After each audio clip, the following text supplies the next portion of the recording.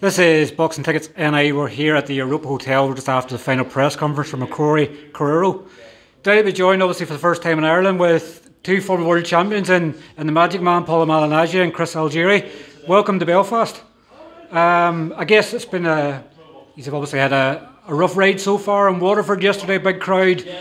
Belfast today, how are you enjoying the experience so far? We're taking a day at a time and we're having a good time with the fans. This is what we came to do here. We put on good fights and also promote ProBox TV and hope that everybody downloads the app, because it's not just good fights, it's also daily talk shows. You get us, you get a bunch of other guys that from within the general vicinity of boxing, champions, ex-champions, pundits. We talk boxing every day, so we hope that you guys also download the app. It's free. Go download it. It's free. And also promoting the fights this week. Yeah, everybody knows what ProBox TV is about. We put on tough fights, action-packed, 50-50 matchups. It's all about the matchups for us. And the reason that we're here is because of the fans. The fan base here is incredible. There's a different kind of energy around fight weeks here over in the UK, and we're really looking forward to bringing ProBox TV type of fights here with that kind of fan base, which is just going to make everything that much better.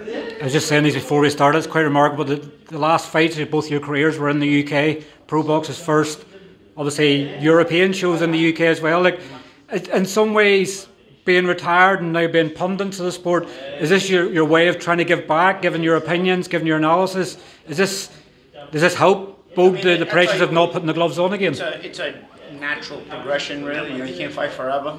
We're good talkers, so we enjoy having the dialogue with the fans, talking about boxing. I'm sure the fans enjoy it as well.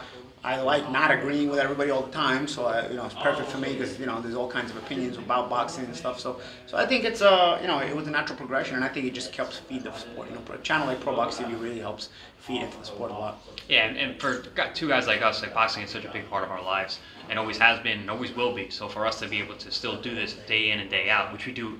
We literally work every single day now. We do the new shows, we do the fights, but even when we're not, we're still involved in boxing. So it makes the transition from competing definitely a little easier.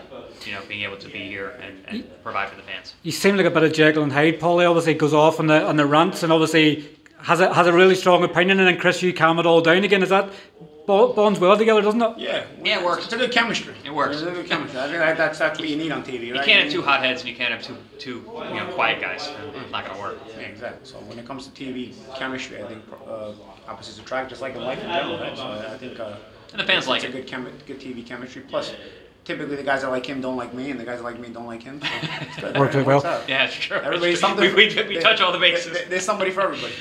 Paul, you had said obviously during the press conference, obviously about your annoyance. Obviously, I think it was the ring ratings, or was it the pound for pound rankings? You're quite annoyed about it. Yeah, pound for pound in general. Whoever makes them, I just dislike pound for pound. I know we do them on ProBox TV. They force me to do them, guys. I don't want to do those pound for pound lists, all right? But all fighters hate pound for pound. Yeah, but I think that they only aid in making fighters not want to fight each other, because being on the pound for pound list is a negotiating chip. So the only way you get on there is if you don't get beat. So and everyone wants to protect their own. That means you make guys want to protect their own, not take the big fights, not take the toughest fights. And so then you wind up on pound for pound list, and then only the lesser educated eye really thinks about that. But unfortunately, because we've created a dynamic like that, it hurts the sport, because it hurts the ability of the business itself to naturally create good fights and good matchups. Is it not boxing in general though? Obviously, I guess if you look at the pound for pound list, even the governing body rankings nowadays, we see they're now airing them online, and promoters are saying my fighter should be this, my fighter should be that. Is rankings now becoming a thing of the past? Like, I guess obviously the Saudi involvement's making big fights. We probably don't need rankings as much anymore. You need rankings. I don't know if you need pound for pound rankings, but you need rankings. Otherwise, but rankings are often usually manipulated as well. Yeah, exactly. But you do need rankings, and they'll never go away because it's a bargaining chip and there's money involved. So, but pound for pound lists, I think they're useless. They're just bargaining chips. But the problem with bargaining chip is that it makes fighters not want to fight each other. So I think if you eliminate pound for pound lists and just make regular ratings in each weight class, you guys will work their way to the top or whatever. The reason obviously I say that, obviously Sean McComb, obviously one of our fighters here, obviously was completely, I don't know, it's probably one of the worst decisions I can mind against Barboza. Completely destroyed him. Lost out because of inept judges, in my opinion. He's now declassified with the WBO rankings. Yeah. when he beat the #1 in the division. Like that's it in a nutshell, isn't it? Yeah, exactly. Well, it comes down to the profile of the fighter, right? Yeah, so that, and it's unfortunate because you've got guys who are talented and they have the fight of their life, have a great night, and they don't get to reap any of those rewards because they don't have the profile. And that's something that Pro Box TV I think is a good place for, because when guys fall between the cracks, there's an option for them. They can come to us, and you're going to get platformed. People are going to see your fights. We have a great audience. We have a really good fan base, and when you fight on Pro Box TV Air, your fights get seen. So those fighters who fall between the cracks, come on over to us, and we'll platform you, and you get your opportunity to fight, and for the world to see it. I guess he's over the years, I've always heard about the Irish, obviously seeing the Irish fighters in America. What he's looking forward to the most in Belfast on Friday evening, is it the fans, the fights, but a mixture of both? For me, it's the fans. I'm excited for the fans. There's a good atmosphere. I mean, I fought here in the amateurs in Dublin, though, and the atmosphere was crazy for an amateur fight. I fought in a national stadium. It was, the fans are smarter too, sick. though. They understand the sport. Boxing is a very nuanced sport, and they have a higher level of IQ when it comes to watching the fights. So it's going to be interesting to see their reactions fight night live. And there's a lot of local guys, so I'm sure the fans will be really, really animated. I mean, listen, our press conferences were packed. This is great. Well, obviously, who would you sort of look at the good fighters of the past? Obviously, we've got two current world champions, and obviously Anto Kakachi, obviously beat Joe Cardina in Wembley. Sorry, in Riyadh, obviously earlier in the season. Katie Taylor, obviously a two-weight world champion. Like, what's your memories of obviously Irish fighters down the years? Who's the ones that would stick out for you? As far as Irish fighters that stick out for me, maybe Steve Collins was a big one when I was coming up. When I was coming up the ladder when I was a kid, actually, it was Steve Collins was badass, and it was he was a little before me. In an era where that weight class itself had a lot of great fighters with Watson, Ben, and Eubank and whatnot. Steve Collins was really a guy who beat everybody. Beat everybody, and really made his name, and was a big reputation. You sort of two different days, nice and quiet here yesterday. There was obviously a bit of ruckus in one of the cards yesterday where he's sort of expecting that coming down. Like, I was there for the first fight between McCormick and McCarthy and seeing the backlash afterwards. Was he excited about the fact that the two of them were going off at the press conference? Yeah, Absolutely. I like the energy. I don't understand anything, but I really was energized by their energy, and that's what you love to see when you're promoting a fight. I said to Paulie right after. I was like, I don't know either one of these guys, but I'm excited for this fight. Yeah, that's the kind of thing you do. When guys are going to fight, that's why professional wrestling is so popular. Yep. They fake the funk, but even if the people know it's staged, it's still entertaining. It's still entertaining because people sell the fight. They sell the beef. They sell the animosity. I think when it comes to unstaged fighting, that it's still important to people sell like it. People like the drama. Which fight he's looking forward to the most? Probably maybe the Irish domestic fight, or maybe Garcia and Walker, because they both have a really good amateur career. Wait, in this show or the next? This show. I think that Garcia Walker fight's going to be real sharp. That's a good fight. But also the main event with Carrillo and Paulie is it's a shootout. It's like, don't blink. Jamie was saying that. Like, don't blink during this fight. Don't get up and go get a beer during that fight, because both those guys can punch. Robbie and Davies as well. Davies and Fortuna as well. It's really an interesting fight of clash of styles as well. Fortuna. Robbie's always fun. Ex-world champion, but it might be a little bit long in the tooth. We'll see what he's got left. And Robbie's always fun, and both are limited enough to where the styles can clash up against one another and probably create a good matchup. And obviously a pro box fighter on the card as well. They'll be bringing him back for his Irish debut. Brandon McCarthy obviously is impressed so far in pro box, and I guess in some ways that's the wee cherry you sort of have to bring along and go, this is a pride and joy for pro box. That's what you do, man. You kind of try to plant the seeds and then they sprout and grow and see the progression of these fighters. Coming up on pro box is not an easy thing. No, we make very tough fights, but you become a fan favorite on pro box because people will appreciate you if you were able to win on pro box, because we make fights the fans will be entertained by. And the fighter earns their stripes. If you get through a pro box development, you can fight. And finally, obviously, the partnership with Conlan Boxing. It seems like maybe 1-2 shows a month, maybe getting into 2025. It looks like Mick signing as well. Like, it's obviously huge for pro box growing here in Europe. Yeah, we're doing everything we can do, and then partnering with the Conlans on a promotional level has been excellent, an excellent connection here to Ireland. The fan base in Ireland, a lot of big boxing fans here, so doing that, using them as our springboard into Europe is a good partnership that kind of one hand washes the other for both of us. And then if we do end up making a deal with Mick and he fights for us, that'll be just an added bonus. Mick is a very popular fighter here. He's also a very, very, very good fighter with a lot of talent. We know his pedigree. He was an Olympian and whatnot, and has been at a good level as a professional fighter. And he's a star. He's a legit star power. here. Has great charisma. He can only help solidify both the brand of Conlan boxing, Pro Box TV together, and also just add more fans to the sport. I guess in some ways for Mick, it's 2 defeats, been a big favourite all over, and still having that resilience to keep going, to be a world champion. This is what I'm talking about when I say it's the kind of fights you fight and the kind of performances you give that should keep you popular, and not just wins and losses. Because there's guys that fight cab drivers and they wind up on pound for pound lists. Like I'm getting tired of that. Well, you got a guy like Mick is always in good fights. He's always entertaining, win or lose. And so a guy like that should be able to stay around the top. And he's shown his mettle. He's shown his level. I mean, this kid was an Olympian. He was one of the favorites at the Olympics. He's one of those guys who deserves to be around here, and we're happy to be able to work with him. Last point, Dana Walsh he was obviously in Dublin for Callum Walsh's homecoming.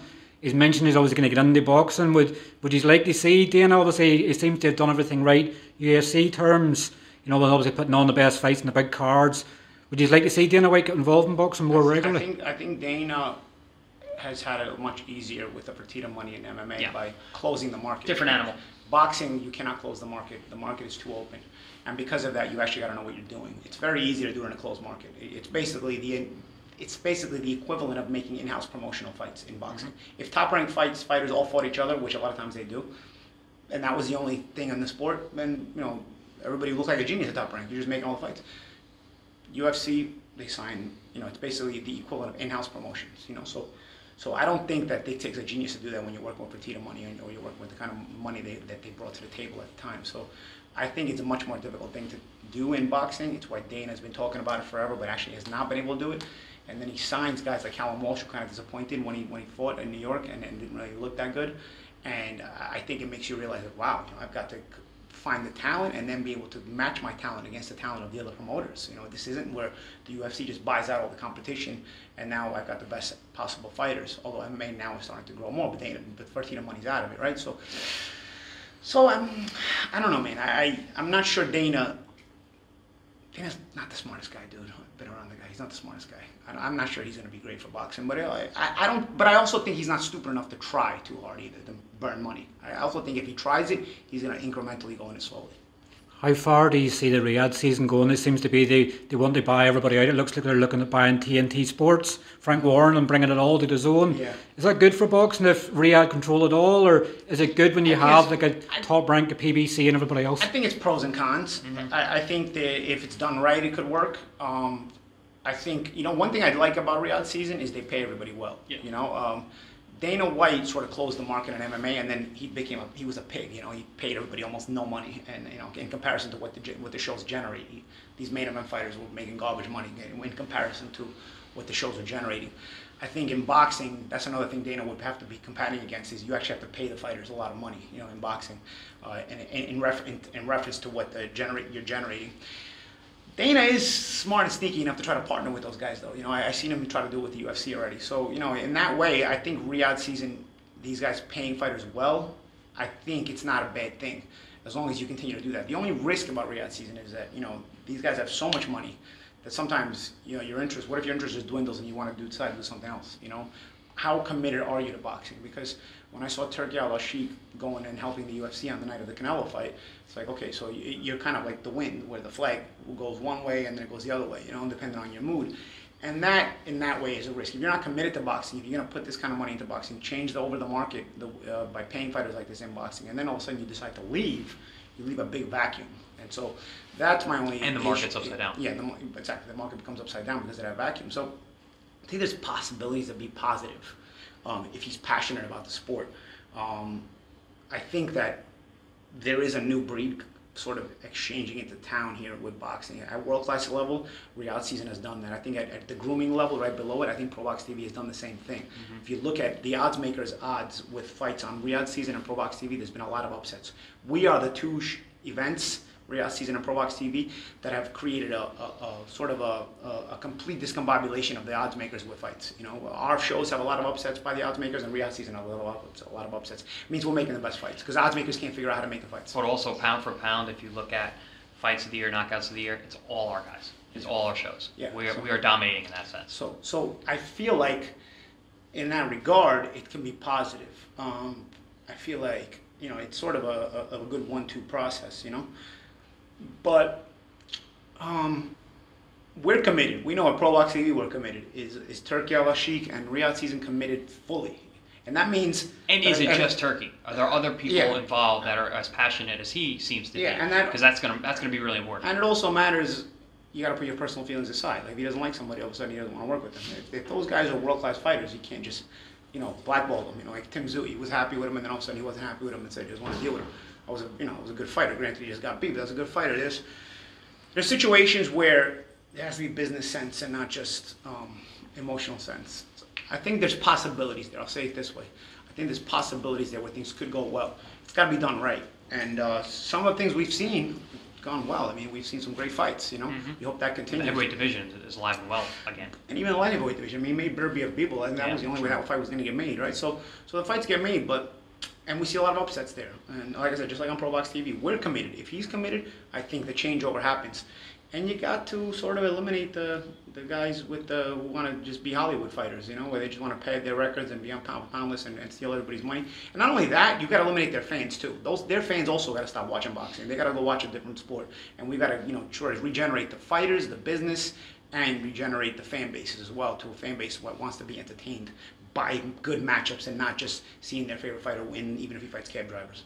You just seen a nice market with Pro Box, obviously with Riyadh season happening. There's less and less big cards in the UK now with Matchroom, with Frank Warren. All their big stars are going elsewhere. So do you see a market now where you can tap in good 50-50 fights at least once a month? Pro Box can take over the reins of UK and Ireland? I feel like, again, the way it's shaping up, just my vision. I mean, we have big goals at Pro Box, right? We want to keep doing great for the sport. You know, we love what we do here, you know, but I feel like it's sort of opened up in a way where Riyadh season has taken like the Champions League level, and we're sort of the domestic league level, you know, like, but we're feeder, because what is it? The domestic leagues feed the Champions League, right? If you're at the top of the domestic leagues, you qualify for the Champions League, right? To put it into footballing terms, because I know here we're in Europe, and I feel like that's sort of what it's become, because it's been the same mentality to make the best fights possible on both levels, and I feel like inadvertently it's kind of worked together, you know, and I feel like it should keep doing that, and I feel like I hope it inspires other promoters like our Top Rank, like PBC, to do it. PBC's not doing it with Javante, I'll tell you that, man. They got to change that over. But with everything else, I mean, you hope that it and with Canelo too, actually, but you hope that it will spur that on and spur the best possible matchups to be put on, and so that becomes a regular thing for the sport, and also fighters not being punished for losing in excellent fights, not being punished, because that way the juice is worth the squeeze in terms of it's worth taking the risk. Even if you lose, you'll still be rewarded. Listen, thanks very much for your time. Thanks for plenty of output from you there, and enjoy Friday evening. Obviously, I'm sure you'll probably have a few Guinnesses between now and Friday evening, but hopefully you enjoy it as much as you probably dreamed of, and we'll hopefully catch up with you afterwards in the night. I'm all Guinness style guy. That's it. That's it. I don't drink that much. And they Guinness me out yesterday. I don't even drink that much. And I was already too many Guinnesses for me yesterday. I am done with the Guinnesses this week. Thanks very much. Thank you.